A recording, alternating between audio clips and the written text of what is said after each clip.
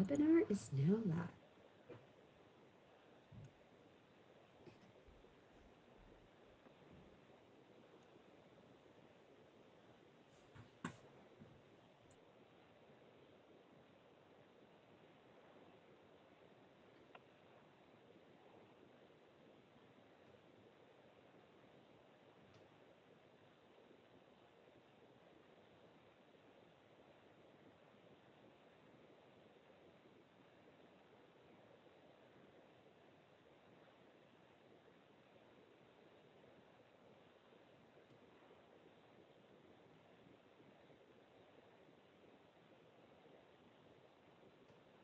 All right, welcome to all of you attendees who just joined us. We're just going to give it a couple more minutes, make sure everyone has a chance to join before we get started.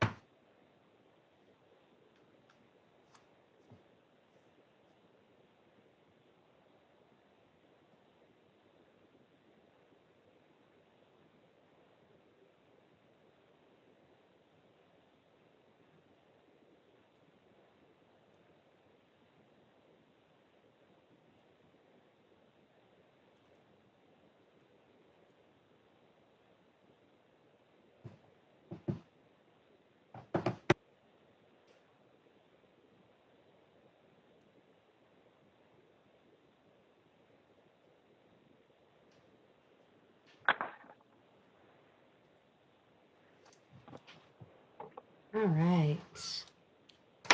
Welcome everybody to the El Camino Real Specific Plan Open House Virtual Workshop.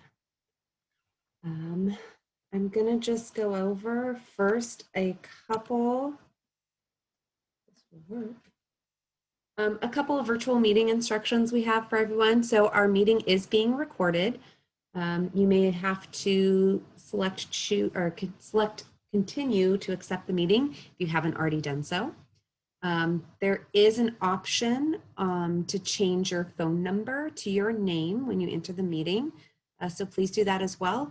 At the end of the meeting, we're going to have our question and answer comment section, and we want to be able to call you by name if possible. Also, please use the chat window if you're having any technical difficulties with raising your hand or wanting to comment and we don't seem to be seeing you, go ahead and use that chat window. We'll be monitoring it. You can also just make comments in that function as well. We'll be saving the chat as part of our community input. And finally, we also have a Q&A function where you can also ask questions throughout the meeting, and we'll try to provide a written and verbal response to all the questions that are posted there as well. Some information for the Q&A. During this portion of the meeting, if you could just raise your hand by pressing the raise your hand button or pressing *9 if you're on your cell phone only. And then we'll be calling on you in the order in which the hands are raised. Be sure to mute all your other audio before speaking to reduce any audio feedback. Please also identify yourself when we unmute you. And let's see what else. Unmute when called on to speak and mute when done speaking. If there's background noise, we might have to mute you. You can press *6 if you're participating by phone to unmute. You'll also have the opportunity at the end of this meeting and for the next few weeks to provide additional written comments through our online survey that is posted on the El Camino Real Specific Plan website. And sort of the two things that I went over, the Q&A and the chat function, this is what they'll look like on your screen.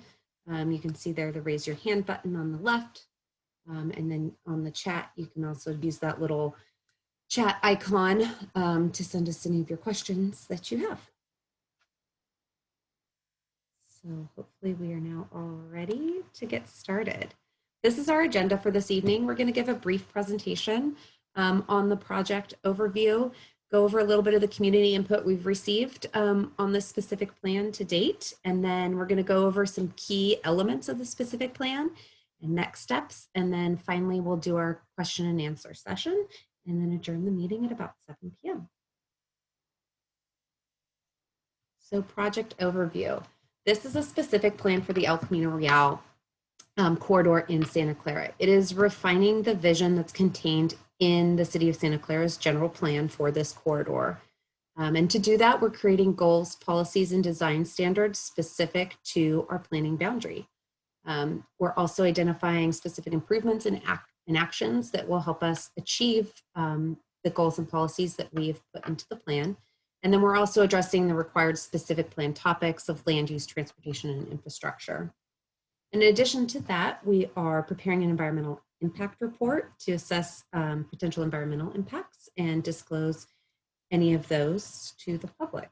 And that document will be coming out soon and will be posted on our website. And there will be a public review period for that environmental impact report.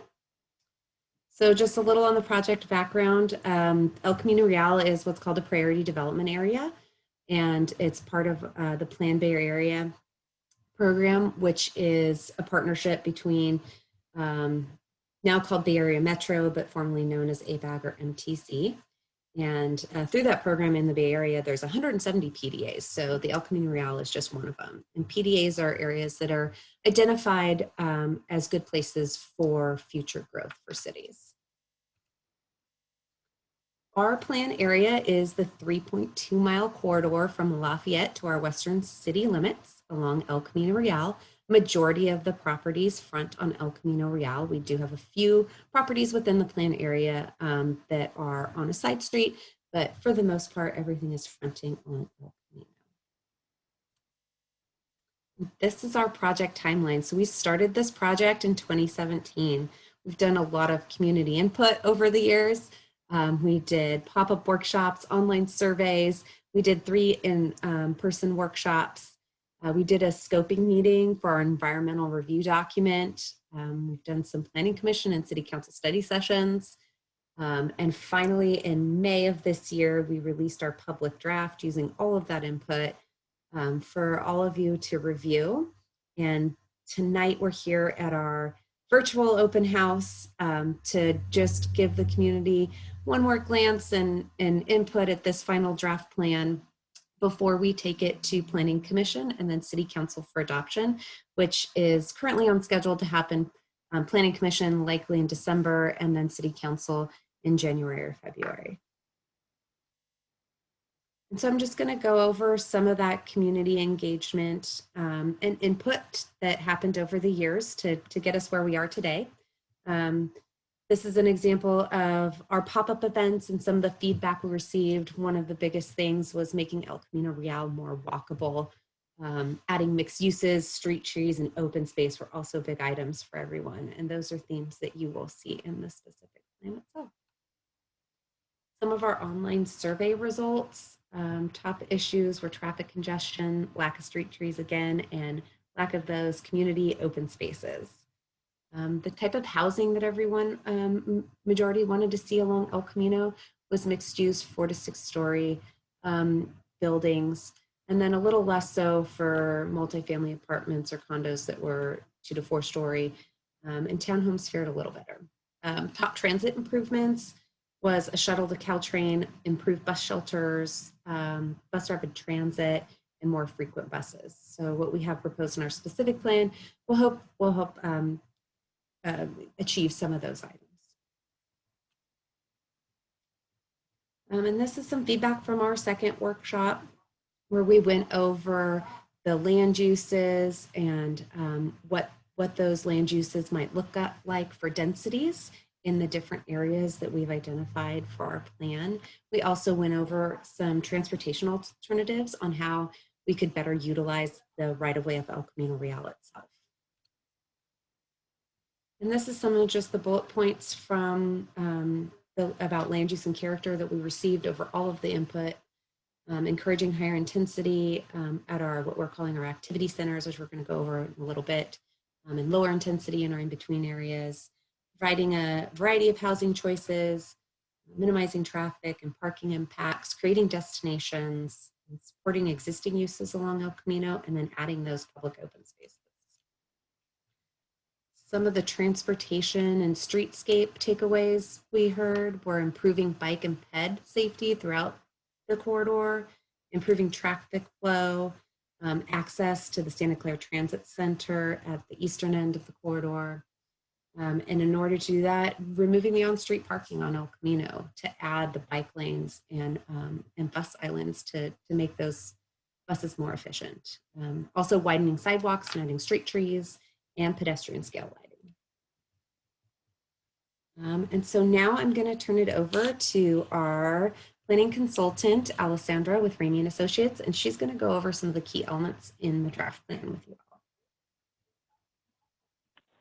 Thank you, Leslie. Yes, there was a request about roles and responsibilities. So Leslie is with the City of Santa Clara. She's the project manager for the plan. And as you mentioned, I'm Alessandra Lundeen. I'm with Ramey & Associates. We're the consultants for this project. And I'm going to walk you through the key elements of the specific plan. So the plan starts with kind of the big picture vision and desired outcomes for the corridor over the next 20 to 30 years. And you can see from this list, this really stems out of what we heard and the key takeaways from all of those workshops. So people wanted to see more parks, plazas, and open space along the corridor, a lot more landscaping and street trees, a more walkable and pedestrian-oriented environment with better mobility for all users, improved connectivity, a lot more transit options. Compatibility with adjacent neighborhoods was also very important. We heard that a lot. And then from the commercial perspective, a lot of people wanted to see El Camino Real as kind of a regional destination and also a destination for local residents as well, with a diversity of high quality uses. And then there was also desired for a balanced approach to housing with both market rate and affordable housing along the corridor. And of course, general kind of beautification and sustainable development practices. Next slide.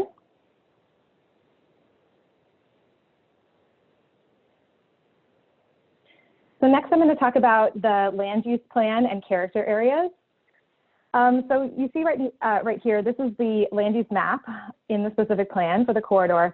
And again, this really comes out of what we presented as kind of a high-level land use framework in workshop 2, where we kind of broke the corridor into activity centers, these higher intensity activity centers, such as Moonlight Center and Santa Clara Town Center and Lawrence Square, and then the less intensive, what we called in-between areas along the corridor. And this translated into 3 land use designations. So the activity centers are the regional commercial mixed use land designation in purple. And then the in-between areas are split between corridor mixed use, which is kind of a medium intensity mixed use designation for kind of larger cross streets. And then the lowest intensity is the corridor residential. And I'm going to talk about each of those next. And then we also have a ground floor commercial overlay. And so you see the hatched areas, that's where ground floor uses are required along El Camino Real. So that's all of the activity centers, as well as some of the corridor mixed use parcels at those larger intersections. Next slide. So regional commercial mixed use. These are the most intensive areas along the corridor. These are those big parcels, those activity centers, where allowed heights will be 5 to 6 stories. You'll see they could be a mix of 1-story retail as well as vertical mixed use with ground floor commercial uses and residential above. We expect these areas to have a really pedestrian-oriented feel with pedestrian-oriented frontages and facades. In which case parking would be mostly structured to support that. And then we're also requiring a large publicly accessible open space on each of these large sites, as well as significant public streetscape improvements. Next slide. So here you see just one example. These are some conceptual site plan and renderings of what Moonlight Center could look like, with some one-story retail and parking, a large central public plaza, and some vertical mixed-use buildings to the rear of the site, as well as a new street and bike ped connections through the site to really improve connectivity. Next slide. So next we have corridor mixed use. Again, these are kind of the medium to high density residential areas at smaller cross streets. Some at kind of key intersections will also have commercial required along El Camino Real. And again, you could see one-story retail buildings similar to what is along the corridor today, or you could have horizontal or vertical mixed-use buildings with retail on the ground floor and residential above. Parking is likely to be behind buildings, below grade, or in structures, again, to support kind of a pedestrian-oriented feel. And then there will be some shared open space on these sites. Next slide. And then lastly, we have corridor residential. And these are really, these apply to those smaller parcels, those really shallow parcels along El Camino Real, where they're just more appropriate for kind of lower intensity residential uses, especially along the eastern end of the corridor. So you'll see kind of low to mid-rise residential building types, such as garden apartments and townhomes. Commercial ground floor uses are allowed and encouraged, but they're not necessarily required in these areas. And they're a good transition to those single family neighborhoods behind. Next slide. So speaking of neighborhood transitions, next. This map kind of shows you the neighborhood adjacency conditions along the corridor. So you can see the most sensitive areas are in orange. Those are parcels that directly abut a single family residential parcel. Next, we have the teal color. That's across the street from a single family residential parcel. So there is that street creating a buffer. It's slightly less sensitive. And then in the navy, those are the parcels that are either directly abutting or across the street from a multifamily residential parcel. Next slide. So some of the neighborhood transition strategies and requirements in the plan include what we call a 45-degree daylight plane, and I'll show you what that kind of looks like on the next slide. But that limits the height and the kind of massing and bulk of buildings next to single-family homes. Increased building setbacks from those single-family homes, as well as upper story step-backs, again, to reduce the height next to single-family structures. And then there's also a lot of design strategies that will help, including architectural articulation, smaller scale and house form building types, and varied roof lines that are similar to houses. And then from a privacy perspective, orienting primary windows and balconies away from existing homes and including or requiring kind of a substantial landscape buffer. Next slide. So I know it might be a little hard to see these graphics. You can look at them more closely in the plan, but these kind of demonstrate some of those transition strategies, such as the varied roof lines or the house form roof forms, the landscaping buffers, the red dash line is the 45-degree daylight plane, which for parcels directly abutting a single-family home starts at the back property line. Next slide. Next, I'm going to talk about the mobility framework and the right-of-way concept for El Camino Real. So here you see, this is the mobility framework. So this is the modal priority map. It shows you kind of the priority the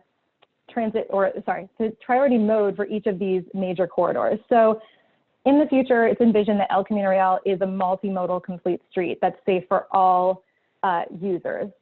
Then you, of course, have your vehicle priority access corridors. Those are your very large arterials, such as San Tomas Expressway.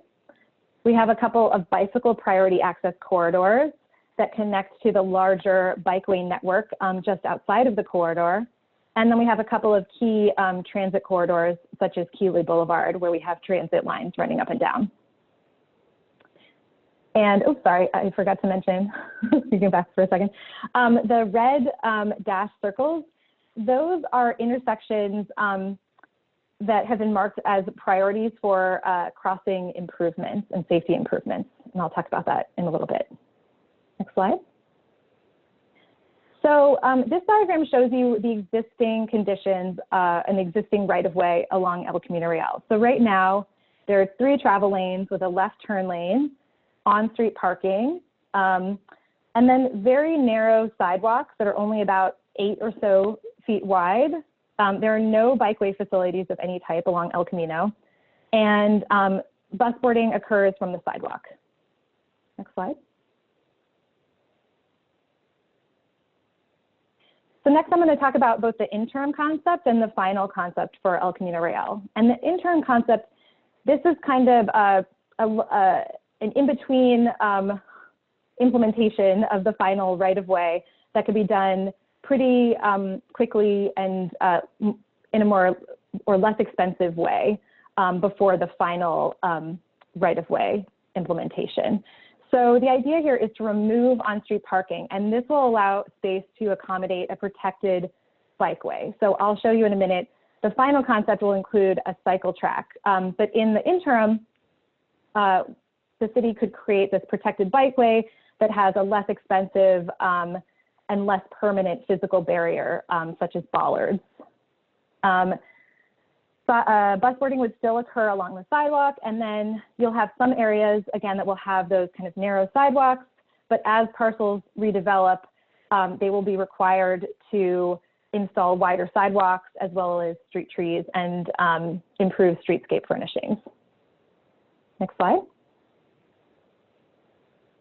So you can see here, this is the final concept many years down the road as more and more parcels are redeveloped. So again, the idea is to remove on-street parking, and this would accommodate that cycle track, which would be protected by a raised median, as well as, or I should say, bus boarding islands. So the cycle track would leave behind the new bus boarding islands, and this would reduce conflicts between bicyclists and transit vehicles.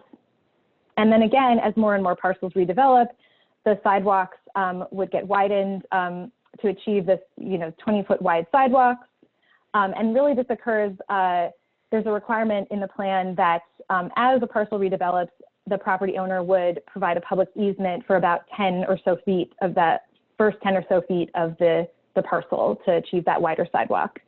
And then also including a planter strip along the curb with street trees and a more coordinated and cohesive palette of streetscape furnishings along the entire corridor and pedestrian-oriented furnishings and lighting.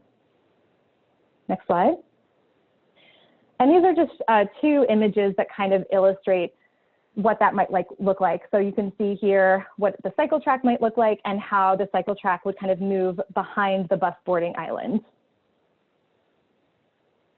Next slide. And I'm going to get into just a few more of the details on street and public realm improvements next.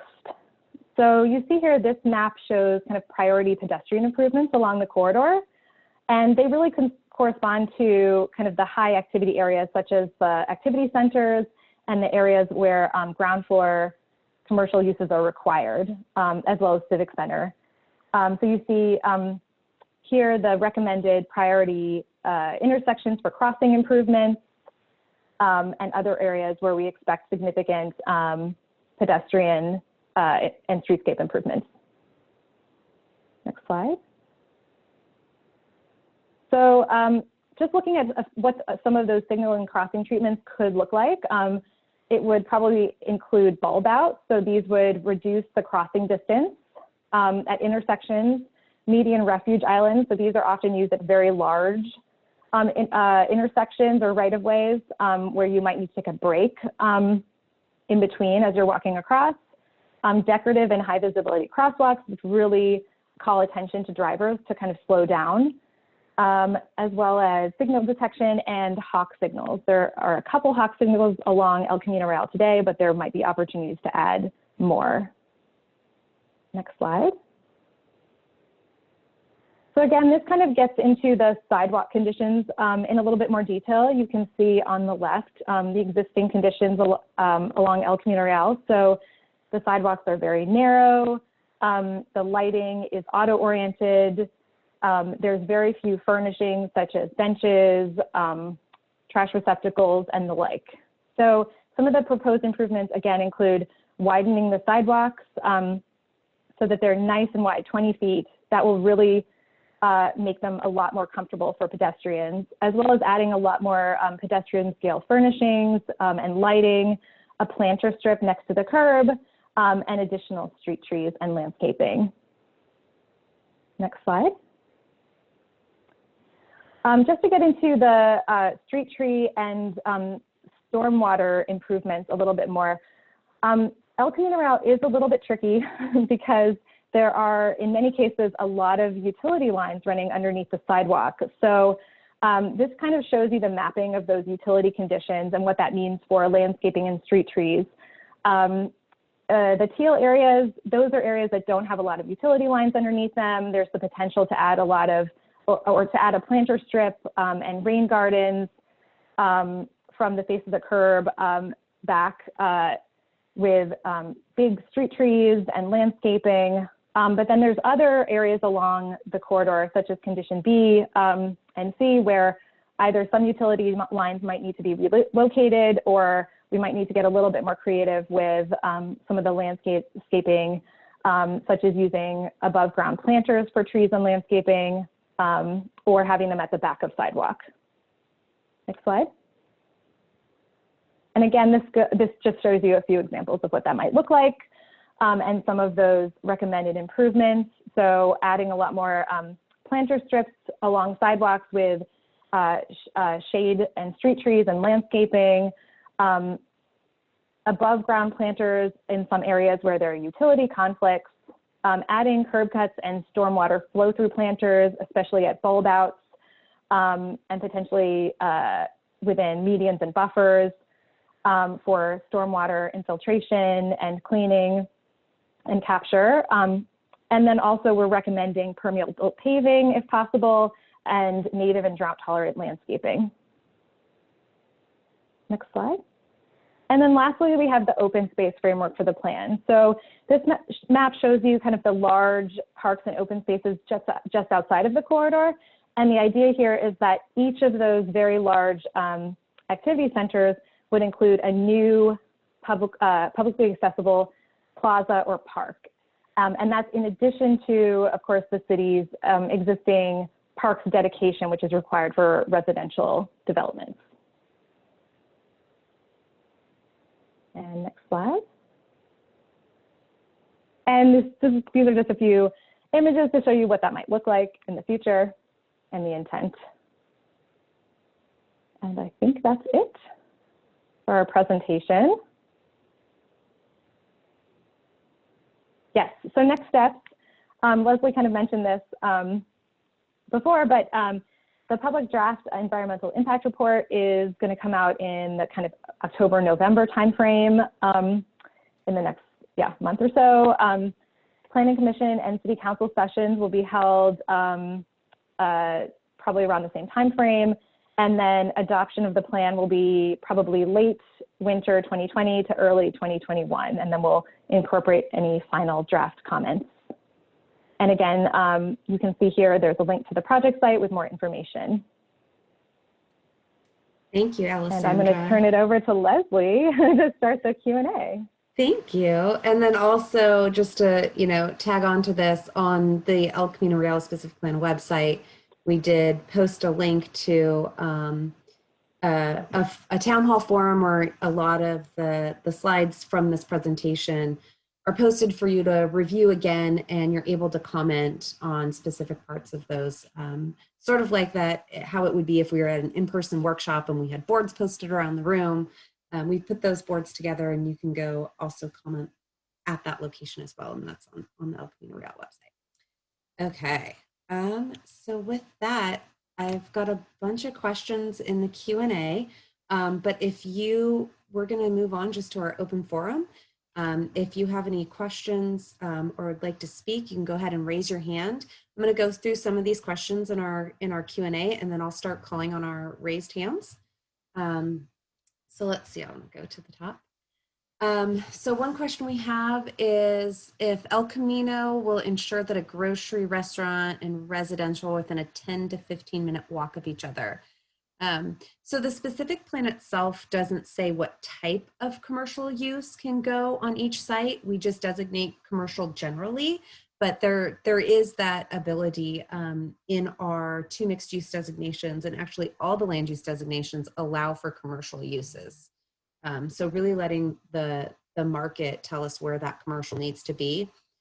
As you saw on the land use plan, we do have a commercial overlay, and we placed that commercial overlay strategically in consultation with a commercial retail consultant, where their professional opinion was the best place would be to attract new commercial and retail uses. So we do have some sites that we are actually requiring it versus some that if the market supports it, someone could build it there, but it's not required. Okay, another question we have is, how do you keep the separated bikeway clear of debris since a full-size street sweeper won't fit? That is a very good question, and they actually do have street sweepers that that fit in the bike lanes, so they're small street sweepers, and that would be something that the city would have to purchase. That would be something that will come along once we do actually engineering drawings. So the second step to this specific plan would be doing what they call a streetscape master plan, where you have an engineer actually engineer the entirety of El Camino Real and exactly where the lanes go, and where the utilities are, and how you're going to accomplish that separated bike lane. It could be a curb.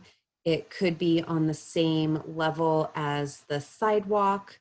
So there's lots of different options, and that would be something that will get designed in as a second step to this plan. But they do have street sweepers, and our Public Works Department has already looked into that as well.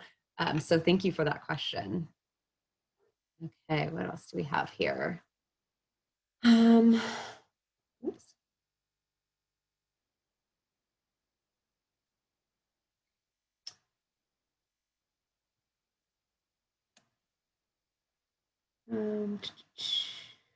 Are there plans to include restrooms in any of the plazas or open spaces? We do not have any plans for that. They are going to be privately owned but publicly accessible, so that would be up to the property owner if they wanted to maintain a public restroom as well.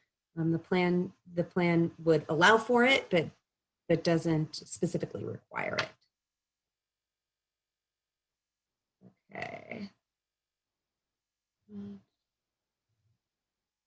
So we have a question on street redesign. According to the transportation plan, there's currently 120 feet from the edge of sidewalk to edge of sidewalk. But according to page 145, we're intending to add 20 extra feet. That is correct. So the way this works is then when property redevelops, we ask the property owner to give the city a sidewalk easement. And this is actually a standard practice in the redevelopment of properties and is generally expected by developers. So the way we get the extra sidewalk is that the property owner, when they redevelop, they dedicate or grant an easement for public access on their property. So if you take a look at the villas on the Boulevard project on the north side of El Camino Real, they have almost a 20-foot sidewalk there, and that's the way we achieved that sidewalk, is that developer gave an easement for additional sidewalk on their property.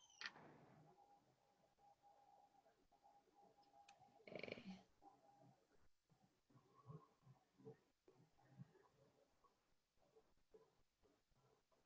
Let's see, does the El Camino Real specific plan include satellite PD stations along the route?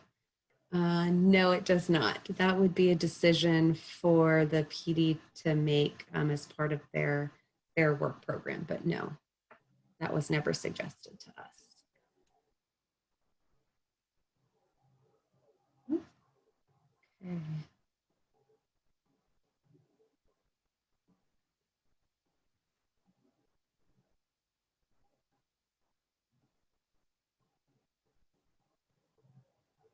Let's see, with multi-story mixed-use residential commercial structures already existing on El Camino, how will fire protection be affected by the new master plan? And what steps does the city plan to take to mitigate traffic congestion during emergencies? So our fire department was part of review of this specific plan. And they also are part of a review of every development proposal that comes into the city. And they look at it, development proposals specifically for their requirements. So they make sure that their fire trucks can get in there, and you know, they even look at the placements of trees to make sure that their ladder truck can get where it would need to be should there be an emergency. So our fire department does provide input on all of those aspects. I see something, new speed limit along El Camino Real. We are not proposing a new speed limit along El Camino Real. I did hear that another jurisdiction reduced their speed. I don't know the details of that, but I did just hear that that was something that did occur. But at this time, we're not proposing to reduce the speed limit on El Camino Real. Okay, with that, I'm gonna go ahead and start going to our raised hands. And so how this will work is I will unmute you and then you'll be able to speak. And so the first person I have here, oops, it's not letting me do it.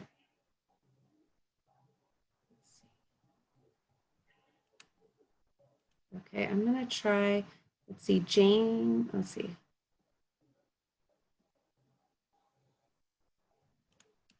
Oh my goodness, okay. I'm gonna try James Hahn.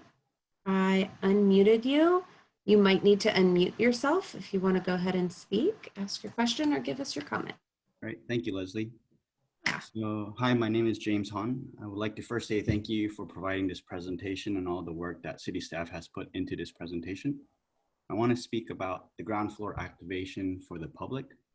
I may have missed it on the documents, but I didn't see many requirements for the ground floor facing El Camino. I was hoping to see most or all of the facades facing El Camino would require commercial space or activation for the public, since it is the Grand Boulevard of Santa Clara.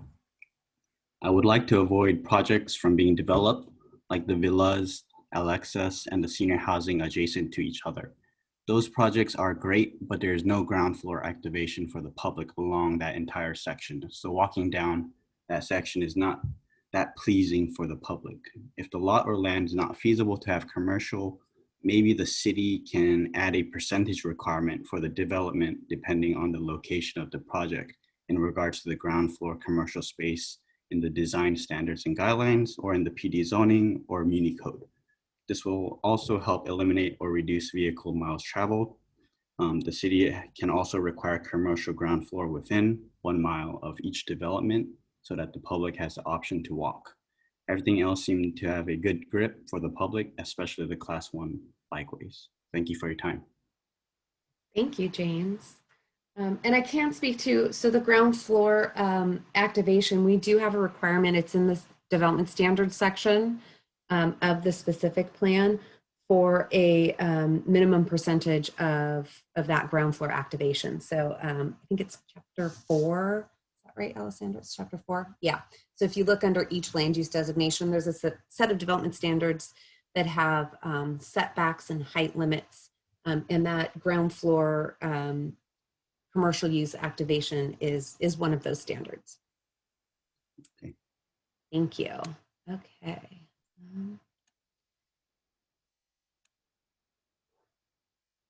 So I have, is it Diane? Hi, can you hear me? Hi, yeah, go ahead. Oh, great. Thanks for taking my call. So we were dealing with a very serious homeless situation in the city of Santa Clara for some time now. The city keeps refusing to do anything about it, saying that it's COVID related. But as a result, the communities are experiencing very serious safety and hygiene issues.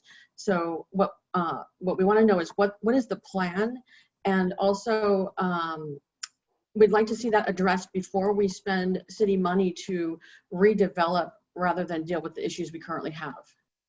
Thank you very much. Okay, so I mean, I can speak a little bit to that. This plan itself won't deal with our homeless situation. And I can say that the money that we got to develop this plan was grant money from the Metropolitan Transportation Commission. So the city does have a small match on it, but as far as development of this plan, most of it is grant funded. The redevelopment of the corridor in general will be occurring by private property owners. So the city will not be redeveloping property themselves. It'll be up to the private property owner to want to redevelop their property. And if they did, they would come into the city and we'd give them this plan and tell them, okay, these are the rules for redeveloping your property. So hopefully that answers a little bit of your question. What do you mean? I guess from our perspective, from the residents, is that you're building more places for the homeless to relocate to without any solutions for it. So I'm not quite sure. I understand what you're saying about the money and that you're getting matches. That's acceptable, but not having a plan for the very serious issue here is a problem. Okay. Thank you for your comment. Unfortunately, this plan doesn't speak to the homeless situation in particular, as it's a specific plan, and that the homeless situation is a citywide issue and sort of separate from this planning document. But definitely hear your concern, and you know, and I can't give you anything more than that today. But thank you very much. Do you know who we can speak with? Because we've been getting bounced around for quite some time and it's very frustrating. Do you live in the city of Santa Clara? I personally do not, but you should talk to your council member for the district that you live in. That would be the best place for you to start. All right, we'll do that. Thank you very much. Yeah, sure. Okay, so next I have, is it Rohit? You can go ahead and unmute yourself. Hi, Leslie, can you hear me? Yes, thank you. Cool. Thank you very much for the presentation. It was very clean and thorough. I just want to provide a comment and a question afterwards. I have lived in towns previously where the main street had a map similar to what you guys are suggesting, and it did really add a very cozy, townly feeling to it. So if you guys can pull this off, that would be really super. And I actually had a question regarding the widening, and apologize if this is a redundant question. I literally just moved here a month ago. But like, how would the widening work as far as like the bike lane and the footpath is concerned? Would you have to take permission from the plaza or whoever owns the space? How would that work? So for the right of way, we're not actually widening the curb to curb. What we're doing is removing on-street parking in order to add that bike lane. So this would not happen all at once. There'll be an interim condition, and it would be a project that will happen incrementally over time, unless possibly the city were to dedicate some money for that sort of capital improvement project in the future. But otherwise, it's planned to happen incrementally over time as properties redevelop. We'd remove the parking allowed in front, and then reserve it for a future bike lane. Oh, gotcha. And so I guess the follow-up would be, do you guys plan to compensate another area towards parking? So again, it's when they redevelop, so that would be one of the development standards for someone who wanted to redevelop their property, is we would be removing the ability for them to park on the street in front of their property. And then they would be dedicating to the city an easement for the sidewalk as a part of their redevelopment. I'm sorry, could you explain that one more time? It's not very clear. So when somebody wants to redevelop their property, they'll come into the city with a plan, and their plan will need to conform to our specific plan once it's adopted. And one of the items in the specific plan is to achieve that 20-foot sidewalk, which will require that property owner to grant the city an easement for the public to walk across their property basically and install that sidewalk. So But they would then- maintain ownership of their property, but there would be a public access easement over it. But then the easement would not grant additional space for parking, right? Correct. It will not, no, the parking will be removed. So would there be any additional provisions for parking or not really? No, I mean, they'll have parking requirements for their site when they redevelop, so they'll have to provide on-site parking for their new development. Okay, But Got it. yes, okay, thank you. thank you.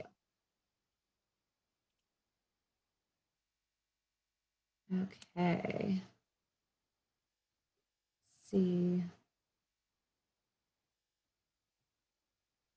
I have Diana. Did you want to talk again? I still see your hand up. Did you have another question? If you No, I don't. Thank Okay. you very much. Thanks. Sure.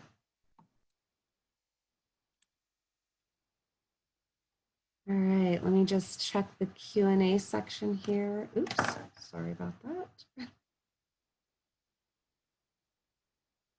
Yes, I've been trying to type in responses as well in the Q&A, so I'm trying to look through and see what I haven't answered yet. Okay, let's see. I see one here on Moonlight Shopping Center. Why does it have so much surface parking? So that's just a conceptual design.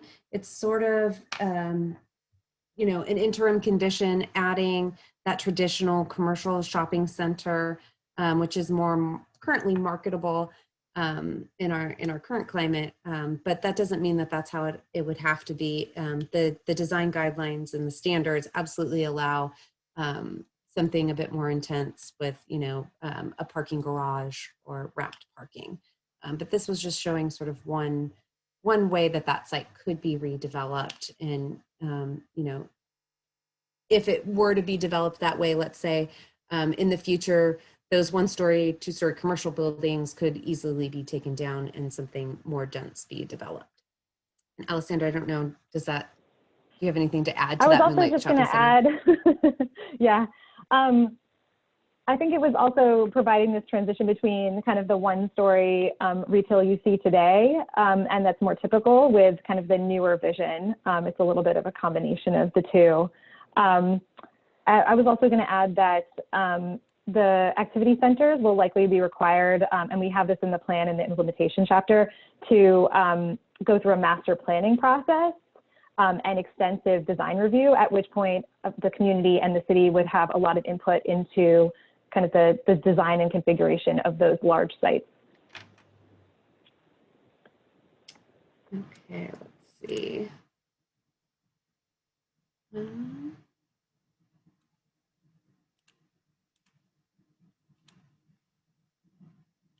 Okay, I have another hand raised. Is it Jeff? I'm sorry, Mike. This is Jeff. Thank you. Hi. What are the opportunities for shared parking? For example, Diver Dan's came to one of the public meetings and expressed his dismay that he might lose the parking that is essential to his business because people come and pick up tanks that they need to carry to their cars, and they can use transportation or bicycles for that. And so could his next door neighbor has lots of parking and probably is underutilized during the times that Dan's customers are there. So how can we help these businesses share the parking with their neighbor? Yeah, we do have a policy for that in the plan, and it definitely would be encouraged as a part of this plan. So that is a possibility. And just, I guess, in something in particular, Diver Dan's, and there's a couple of other small businesses along the corridor that don't have on-site parking, and they utilize that street parking. If, you know, the city were to come and want to implement this bike lane, and those uses still are there, we would have to come up with a solution for those businesses in order to get them the parking that they need. So that is something that would have to happen in the future. But yeah, absolutely. Sharing parking is something that's encouraged by this plan. Thank you.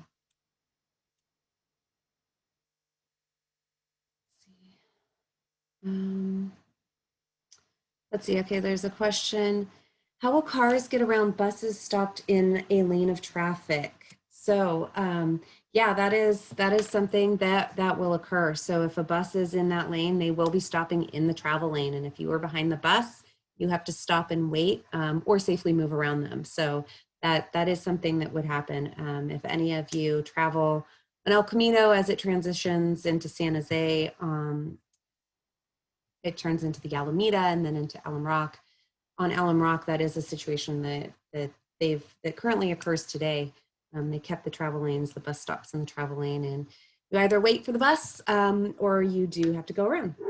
So it doesn't improve the speed of the buses themselves, but it will slow cars down.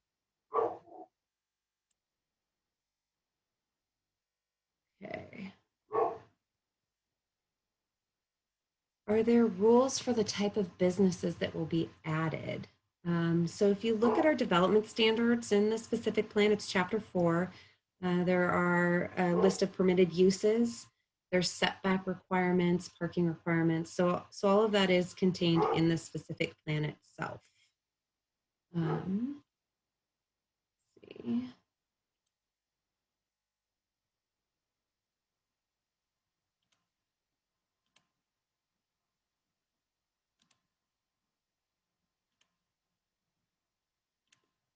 Okay, let's see. I see Adolfo has his hand raised. If you want to go ahead and speak, you can unmute yourself. No, I inadvertently raised my hand. Oh, okay. No problem. Okay, thank you. Thank you.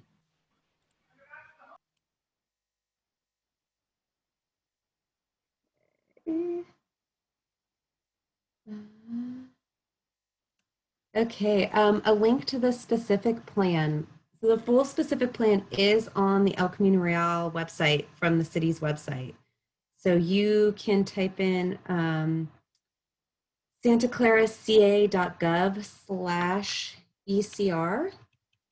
And on that page, if you just scroll down, I think that this meeting is the first item up, but if you scroll down just under that, there is a link to the draft specific plan. So the website link is right there on the page.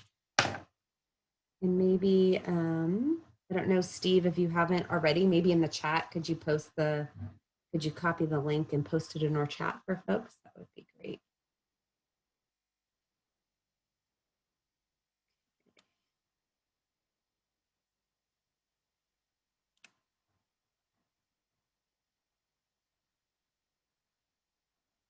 Okay, so I have another question here. Can you provide some background on why the miles-long stretch of ECR was selected for this project?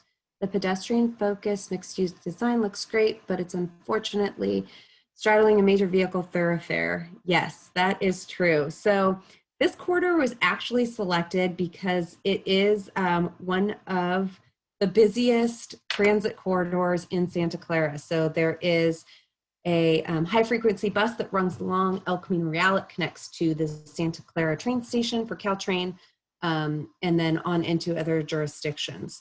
So this really is the most traveled corridor along Santa Clara and the best place therefore to put growth that will have access to those public transit amenities. So that's why this corridor was chosen. One of the qualifications was, access to public transit. And in Santa Clara, this is one of the best corridors for public transit, short of being up on the light rail line in North Santa Clara.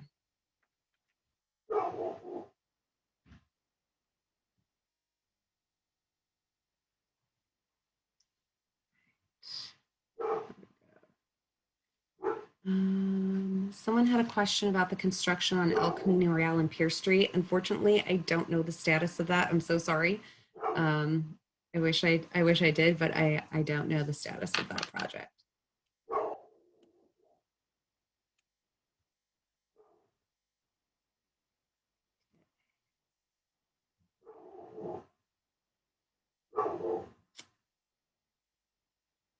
And sort of the same thing with other lots that that are looking a bit run down on El Camino.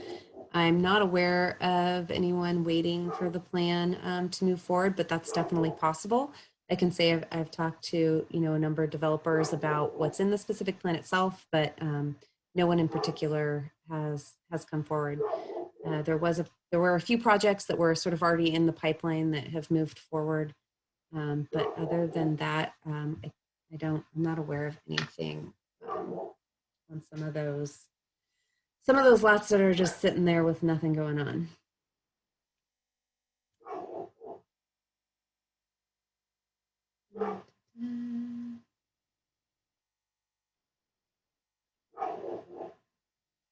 Yeah, and just to clarify, on-street parking will be removed in phases as properties redevelop. That's the plan. That's the plan.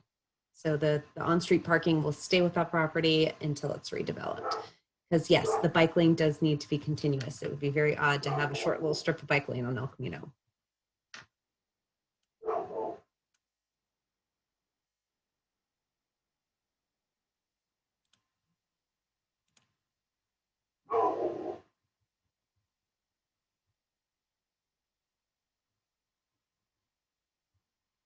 Okay, we have a question. Existing uses along the corridor can remain in perpetuity. That is correct.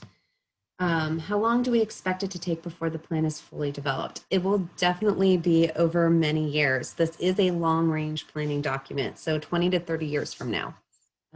But its intent is to guide that development to its build out. So yes, it will be quite a bit of time, but as some of you know, if you've seen El Camino now, there wasn't a lot of guidance in the general plan for the new projects that did get constructed. So this specific plan will provide that guidance and have more of a cohesive development for El Camino along the entire 3.2 mile corridor. Yes, and of course, a lot of that also just depends on market forces and the economy, its natural ups and downs. There will be some times where maybe it makes more sense to redevelop and you'll see more of a push for redevelopment or properties turning over faster, and then other times there'll be a lull. You got it, thank you.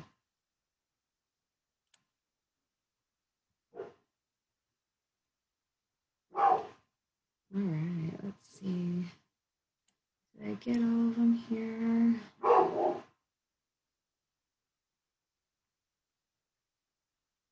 I was just going to say, yes, we can make the presentation available Yes. on the website. Yes. Yes, and the open town hall forum it has boards that are basically identical to what has been presented tonight, where you can provide additional comments. Yes. Yeah, we should have the presentation up on the website by tomorrow. We're also recording this, as I said at the beginning, so we'll be posting the video recording as well for anybody that wants to watch it again or pass it on to their community members to watch for themselves. It looks like there was a comment about coordination of this plan with Sunnyvale and San Jose. I was just going to note that we had both a community advisory committee as part of this project, as well as a technical advisory committee, and San Jose and Sunnyvale representatives were on our technical advisory committee, providing us comments and feedback throughout the process. Thank you, yes.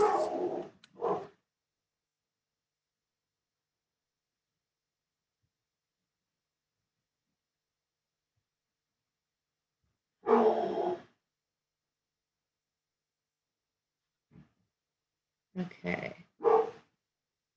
Is there any, let's see, I see another raised hand.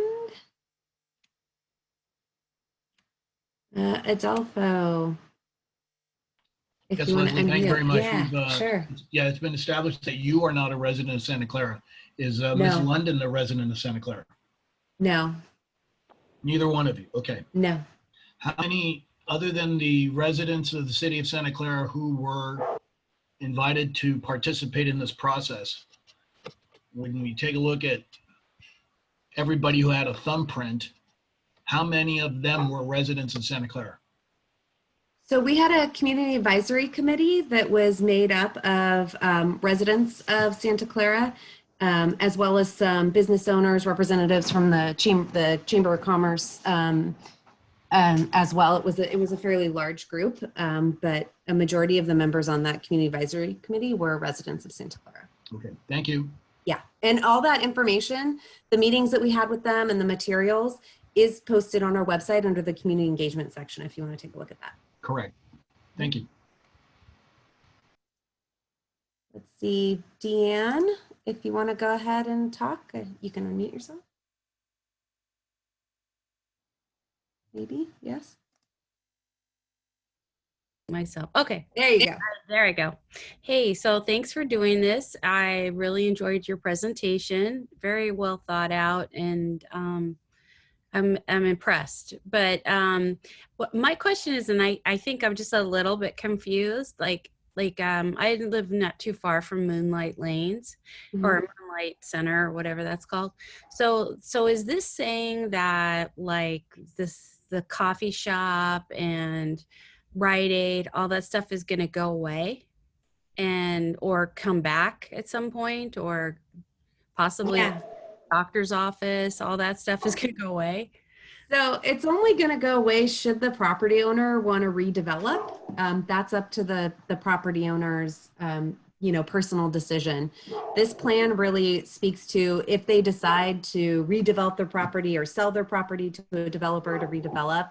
This will guide that redevelopment. So this doesn't make anybody close up and move away at all. It just provides guidance for if somebody wants to do something in the future with their property. Oh, okay, I get it. Thank you. And then lastly, do you guys have a goal time frame? Is this like a 5-year plan, or it's 20 to 30-year plan? Yeah. Okay. Yeah. I wrote the question and then you guys answered winter 2020, and I'm like, oh, I don't think I stated it right. Yeah. I'm like, wow, you're quick. All right. Thank you. Thank you very much. Sure. And I really enjoyed your presentation. Great. Thank you so much. Yeah, sorry, adoption, we're expecting, adoption of the plan in late 2020, early 2021, but not actual implementation of the plan. That will take many years. Okay. How often would this plan be revisited? 20 years is a long time. It is. It can be revisited if needed, absolutely. 10 years from now, if it's not working and the city, says we got to do something about this, that's something that can absolutely happen. Plans get amended all the time. Our general plan, we update it, every 10 years or so.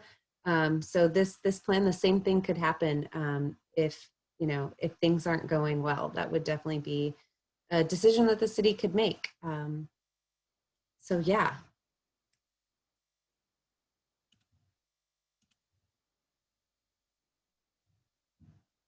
All right. So we do still have time left. Are there any other questions or comments? Stay around for a little bit. You want to think of some?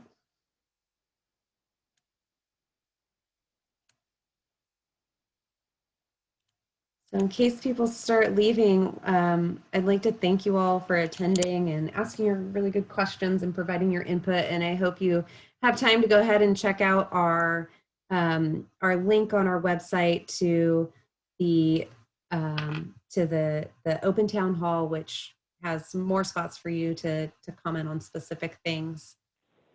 My contact information is also up there. If you want to send me an email to comment on the document as well, that's great. We'll take those too. But looking forward for next steps again, we have the public draft of our environmental document that will be coming out, and once it's out, it'll be posted on our website for everyone to review and comment on. And then once we get through that period, you'll see us start scheduling the study sessions and the planning commission and city council hearings for this. So thank you all so much for spending a little time with us this evening.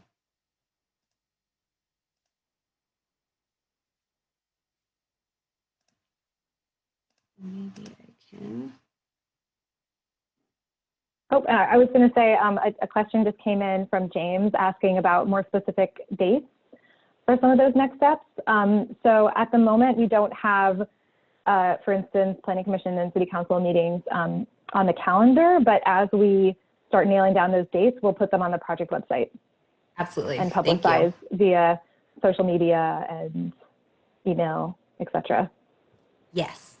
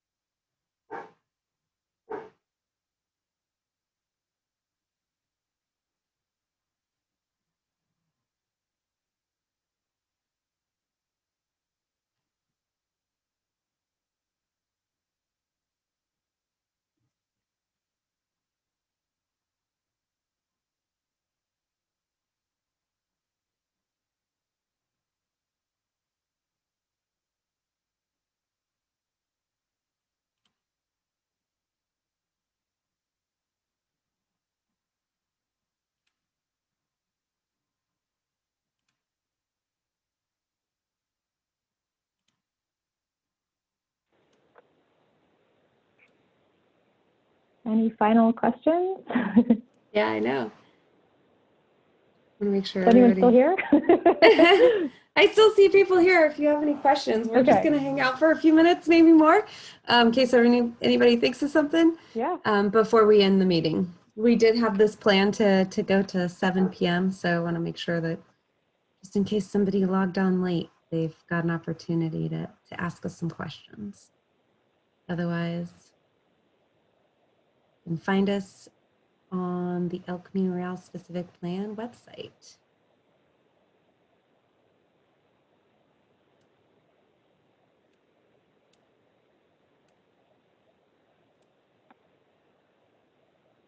Let's see, will there only be 2 lanes of El Camino Real in each direction? No, the plan, the right-of-way plan is to keep the 3 lanes in each direction.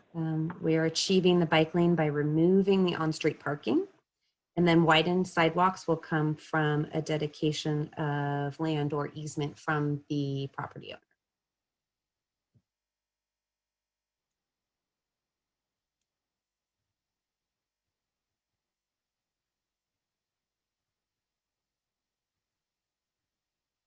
Let's see, I see a raised hand. Second. Is it Rob? You want to go ahead and talk and unmute yourself? Yes, hello. I was wondering, so since the plan is to eliminate all the parking along the street, what kind of provisions does the plan have to compensate for those parking lots? So removing the public on-street parking will be something that's required at the time of redevelopment. So the city would go ahead and put up no parking signs along that strip. The development wouldn't be you wouldn't consider that development to be relying on any on-street parking for their parking requirements. It'd all be contained on site. Yeah, so in the plan, there are parking requirements for both residential and commercial uses. On-site parking requirements. So what are the requirements for actually all these new developments? Is it like 1.5 parking lots per apartment, or how is that regulated? Yes, so let's see, let me look at our parking part of the chapter. So the number of parking spaces depends on the type of use. And for residential, it also depends on the number of bedrooms. So single family homes, although that's not really expected to happen all in the corridor, those would be required to provide 2 spaces per unit. And then for multifamily buildings, a studio or 1 bedroom would be required to provide 1 space per unit, and 2 or more bedrooms would be required to provide 2 spaces per unit. And then for retail and services, it's generally 4 spaces per 1,000 square feet of retail space. which is pretty standard. Okay, I see. Thank you. Thank you.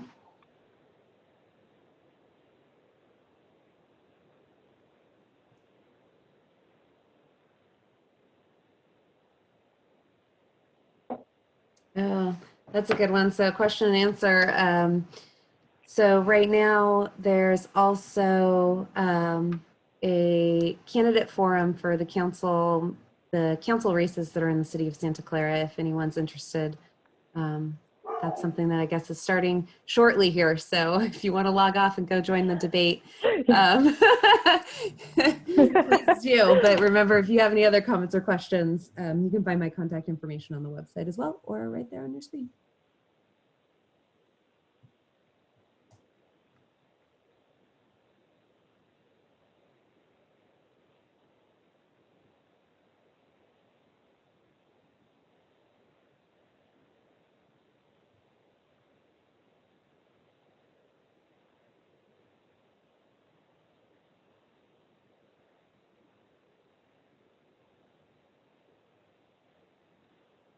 All right, well, let's see. I don't see any more questions from those of you who are still attending. Any last calls for raising your hand and asking a question before we end the meeting? Oops, it looks like there's one that just came in for someone that Okay. joined late. You can find more details on the plan at that link that you see on the screen right now on the project website, including the full public draft plan. As well as a link to this, the open town hall forum where the presentation is put in a format where you can click and put comment bubbles on boards that are organized by chapter of the plan. And you can see other public comments as well, which is kind of Yes. interesting because you can see what everyone else thinks. Yeah.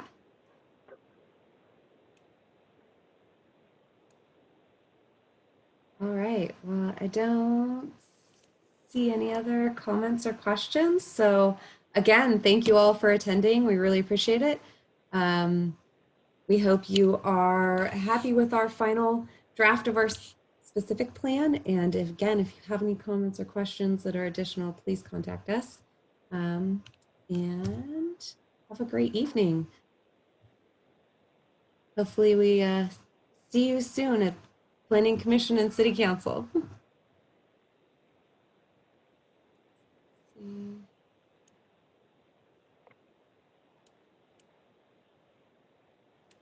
Oh, well, the comments and answers for this session be available somewhere. So the video recording will be available on the website in the next couple of days. We'll post it there. And we'll have a written summary of this meeting as well. So yeah.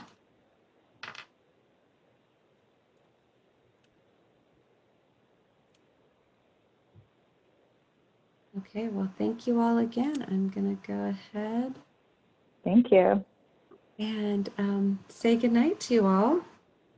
Thank you for attending.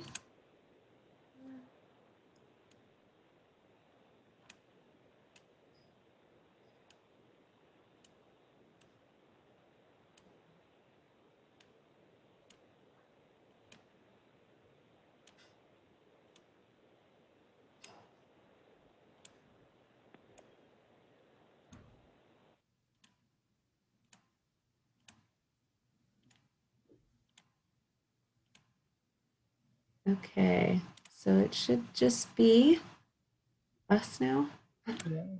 All the attendees are gone. I am going to stop recording.